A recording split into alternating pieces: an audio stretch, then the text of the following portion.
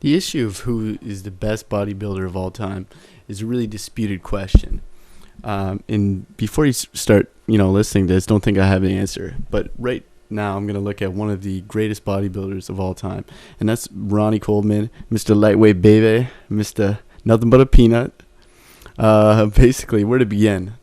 In terms of strengths, the man is basically massive everywhere. Many have said that he has several body parts in top 10 of all time, including back, chest, biceps, quads, forearms, you name it, he's got it. His back is so enormous, it's almost hard to believe he's human. Ronnie Coleman definitely has one of the best back developments of all time. And it's surprising that any human being has the potential to carry that much lean, dense muscle mass. Yet Ronnie does it, and does it pretty well. And his arms have a perfect split between the biceps and triceps. And the inner show contest ready at 23.5 usually inches, right? Absolutely massive.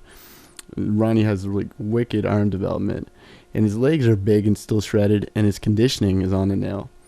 But in terms of weaknesses, Ronnie Coleman has highly developed calves, but being 287 pounds with quads as big as his, they look kind of small in comparison to his upper body. And his abs are also not up to standard really with the rest of his body.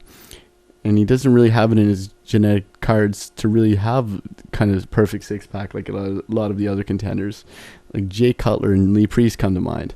And that comes down to genetics. But one thing's for sure, his midsection is cut up, whether or not it lacks the ideal shape for a bodybuilder. And Ronnie also has slight problems with stomach distension.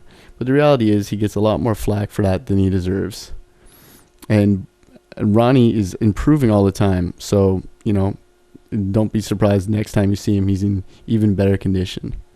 So basically, Ronnie Coleman's strengths, really well developed, basically one of the best backs of all time, and also really excellent bicep and tricep development, good balance. Weaknesses, slightly underdeveloped calves in comparison to the rest of his body, and his abs might be a little weaker than some of the other contenders. So yeah, Ronnie Coleman, definitely one of the greatest of all time.